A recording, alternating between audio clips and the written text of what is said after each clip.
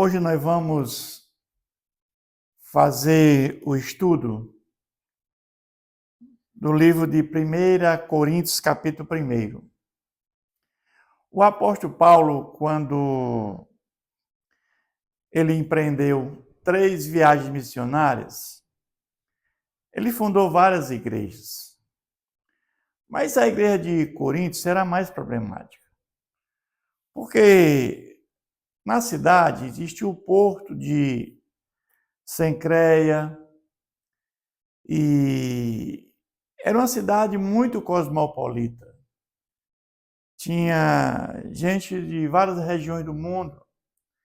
Era uma cidade que tinha muitos filósofos, ou seja, pessoas que não aceitavam a pregação de Paulo. Tinha uma cidade com muitos deuses, ou seja, havia ali um paganismo.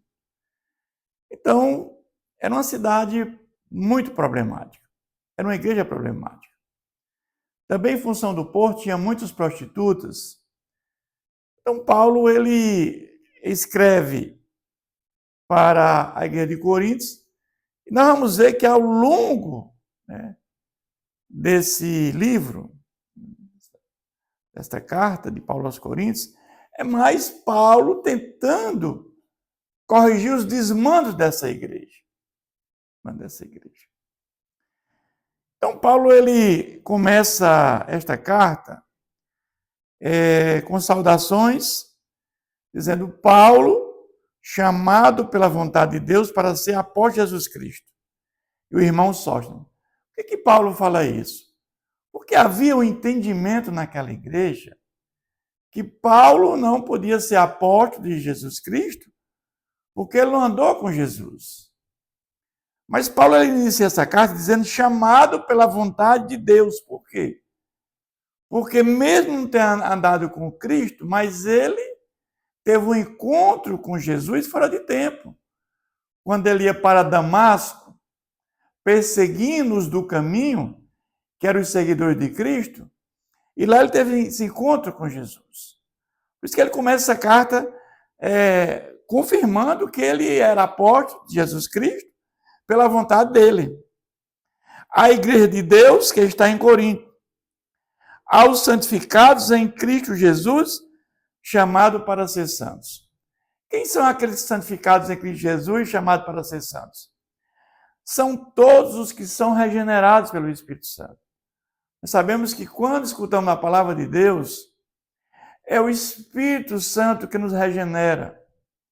É o Espírito Santo que produz em nós o novo nascimento. Todo crente, ele tem o Espírito Santo. Porque não existe crente sem o Espírito Santo, sem ser batizado no Espírito Santo. Uma vez que quem não recebeu o Espírito Santo não tem salvação.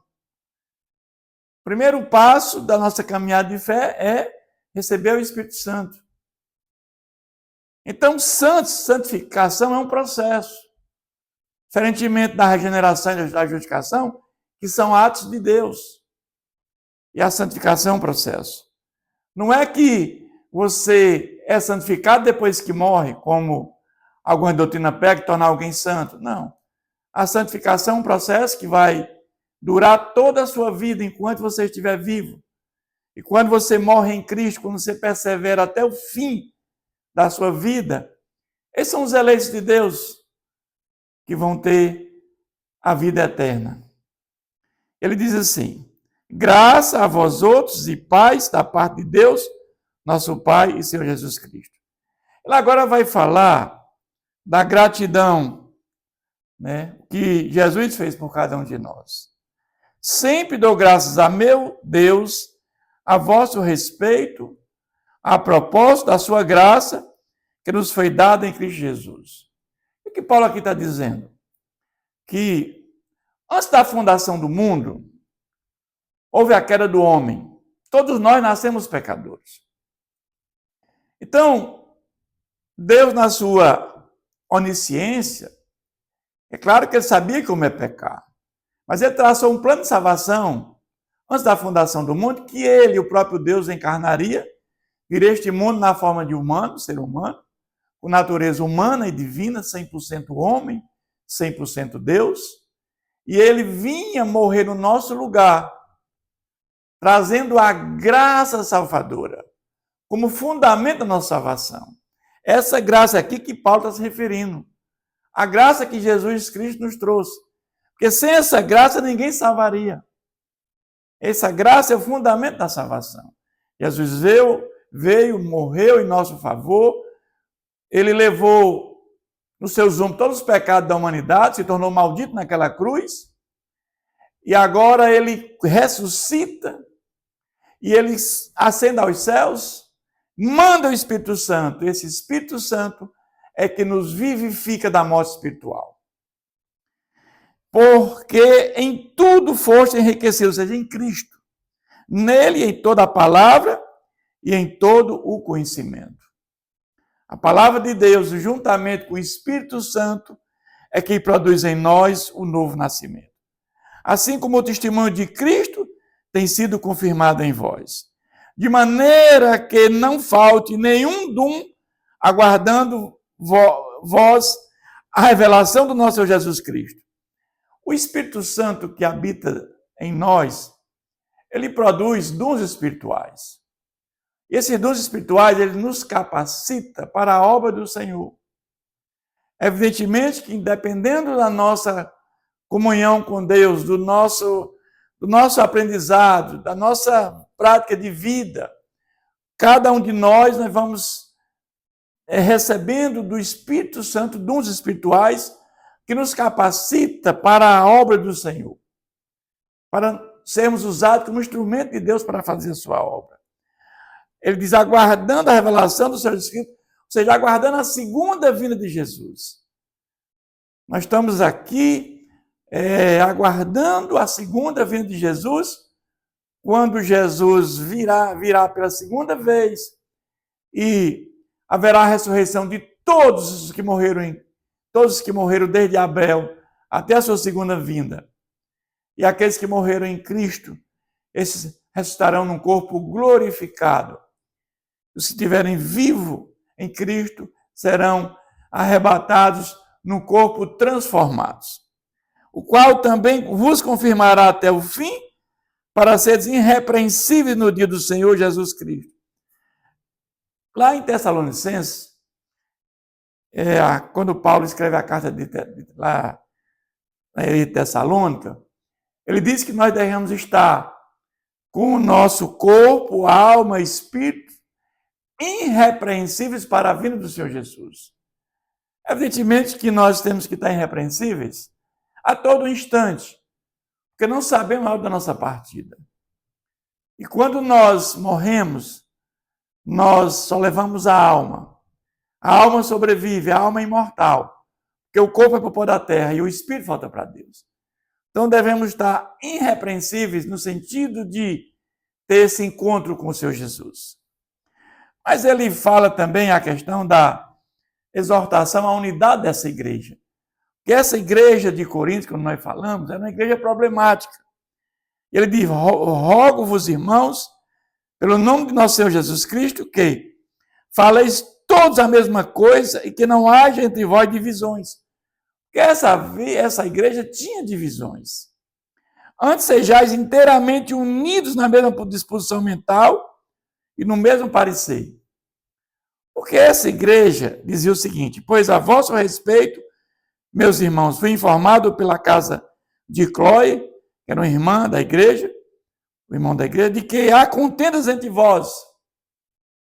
Havia contenda entre os irmãos, dentro da própria igreja.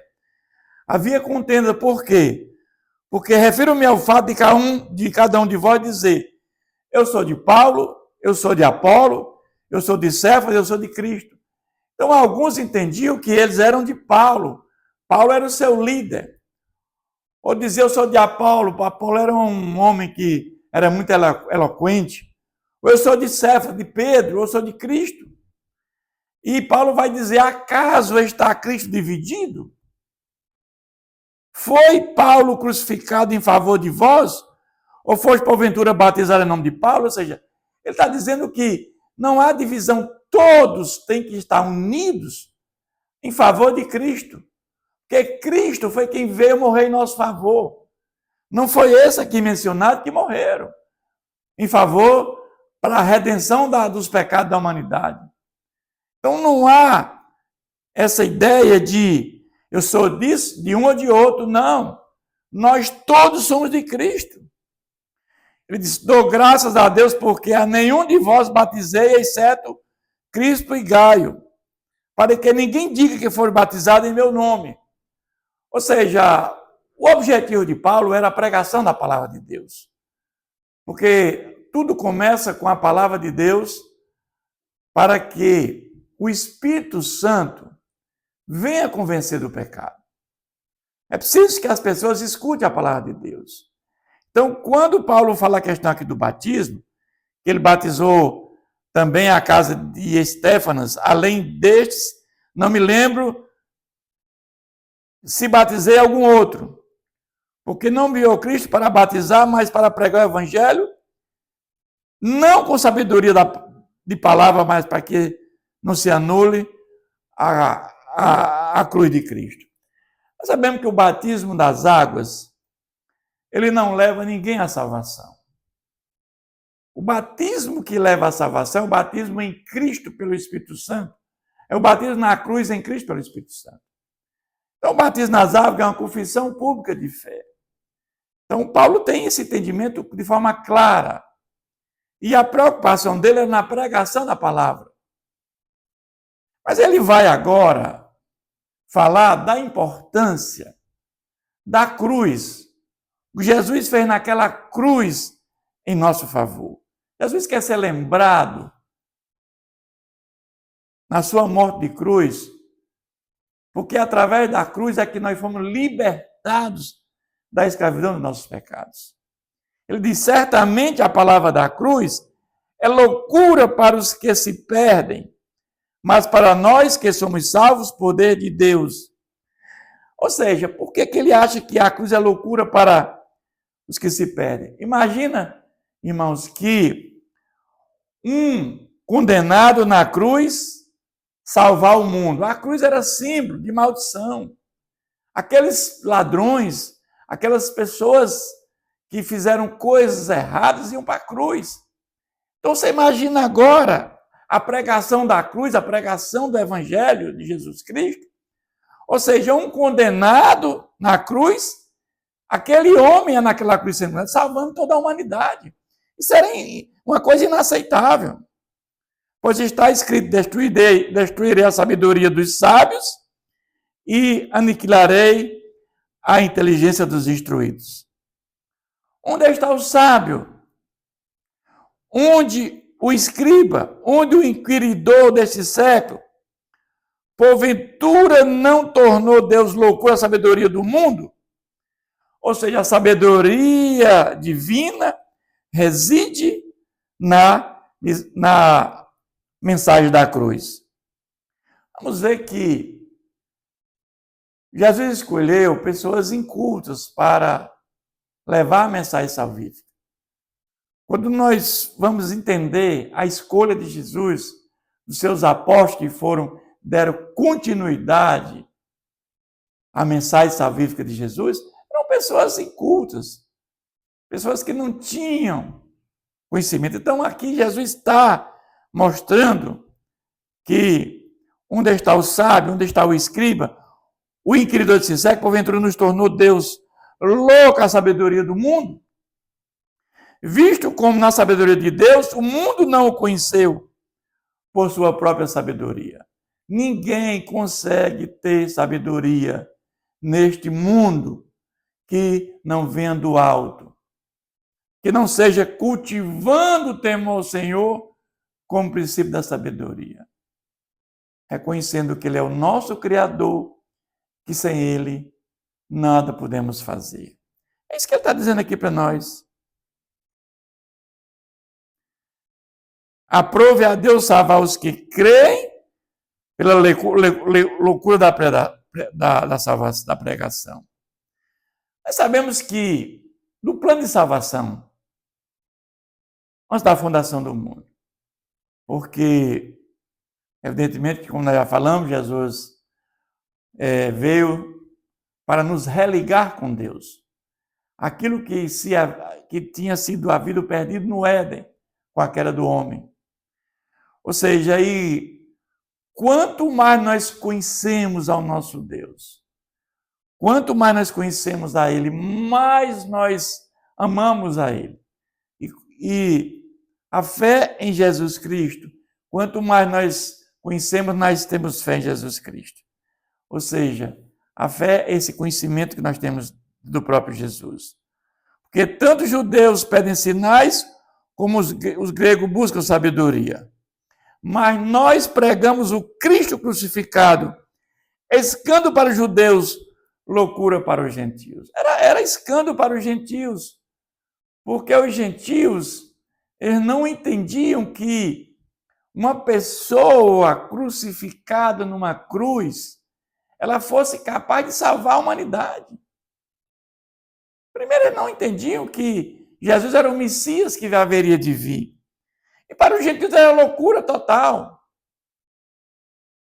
Mas os que foram chamados, tanto judeus como gregos, pregamos a Cristo o poder de Deus e sabedoria de Deus. É o poder do amor.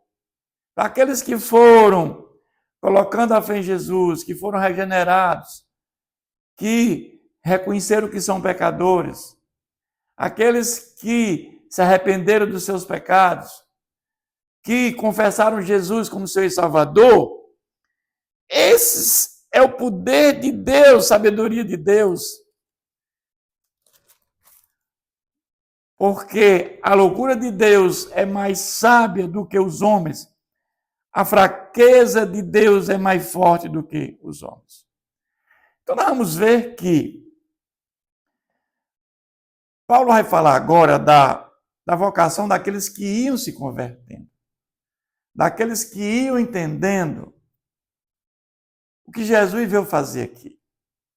Jesus veio trazer a graça salvadora como fundamento da salvação. Irmãos, reparai, pois, a vossa vocação, visto que não foram chamados muitos sábios segundo a carne, nem muitos poderosos, nem muitos de nobre nascimento. Pelo contrário, Deus escolheu as coisas loucas do mundo para envergonhar os sábios. Imagina que aqueles com grande sabedoria, na igreja de Coríntios, por exemplo, tinha filósofos, homens de vasto conhecimento, homens que tinham conhecimentos filosóficos, mas Deus escolhe a sua sabedoria, como eu falei, pessoas incultas, pessoas que eram pescadores, pessoas que trabalhavam na agricultura. E aquilo ali, na realidade, pelo contrário, Deus escolheu as coisas loucas do mundo para envergonhar os sábios, porque eles tinham sabedoria que vinha do alto, sabedoria dada pelo próprio Deus. Pessoas que têm o Espírito Santo, somente o Espírito Santo é capaz de influenciar todos nós. Deus escolheu as coisas fracas do mundo para envergonhar as fortes. E Deus escolheu as coisas humildes do mundo e as desprezadas, e aquelas que não são, para reduzir a nada as que são. Então, aqueles que entendiam, que tinham conhecimento vasto, reduzir a nada, porque a sabedoria do mundo não tem valor nenhum para Deus. A sabedoria que tem valor para Deus é a sabedoria que vem dada por Deus através do Espírito Santo. A fim de que ninguém se vanglorie na presença de Deus. Ninguém pode se vangloriar na presença de Deus por ter sabedoria humana. A palavra de Deus diz que a glória do homem se constitui em conhecer a Deus. Que se quem quiser se vanglorie por conhecer ao nosso Deus.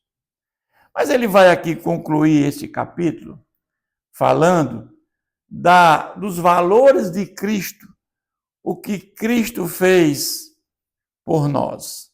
Mas vós sois dele, em Cristo Jesus, o qual se tornou da parte de Deus sabedoria e justiça santificação e redenção. Nós temos tudo isso quando nós temos o Espírito Santo. Sabedoria dada por Ele, justiça, santificação, que é um processo. O Espírito Santo, ele vai nos guiando, ele vai nos fortalecendo em poder, ele vai nos capacitando para a obra da obra da pregação da palavra. Ele vai nos capacitando para fazer o ide aquilo nos qual o Senhor Jesus nos comissionou. E a redenção, ou seja, nós vamos pregando a mensagem salvífica de Jesus para que muitos também como nós, fomos alcançados pela graça salvadora de Jesus Cristo, também venham alcançados pela sua graça. Porque sabemos que tudo começa com a palavra de Deus. A palavra de Deus ilumina a nossa mente para que o Espírito Santo venha convencer do pecado. Ele vai concluir dizendo, para que, como está escrito, aquele que se glorie no Senhor Jesus.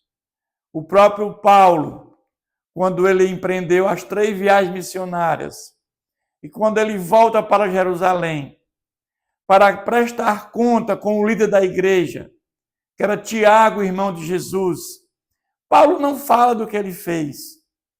Paulo ele vai expressar à igreja de Jerusalém o que Deus fez, a obra do Senhor Jesus. Ele não fala do que ele fez. A glória não foi de Paulo, a glória foi de Deus. Quando nós oramos ao Senhor, pedimos a Deus as nossas petições, e quando ele responde, a glória não é de quem pede, a glória é de quem respondeu às orações. Então, meus irmãos, temos que ter cuidado que nunca dá glória ao homem, a glória de Deus. Você lembra quando Moisés, indo no caminho da terra prometida, e ele chegou a dar glória a ele mesmo em um determinado momento, e ele foi impedido de entrar na terra prometida, porque em vez de dar em um determinado momento ali, agora a Deus ele deu a si próprio. Então é isso que esse capítulo ele traz de ensinamento para cada um de nós. Que Deus continue nos abençoando sempre.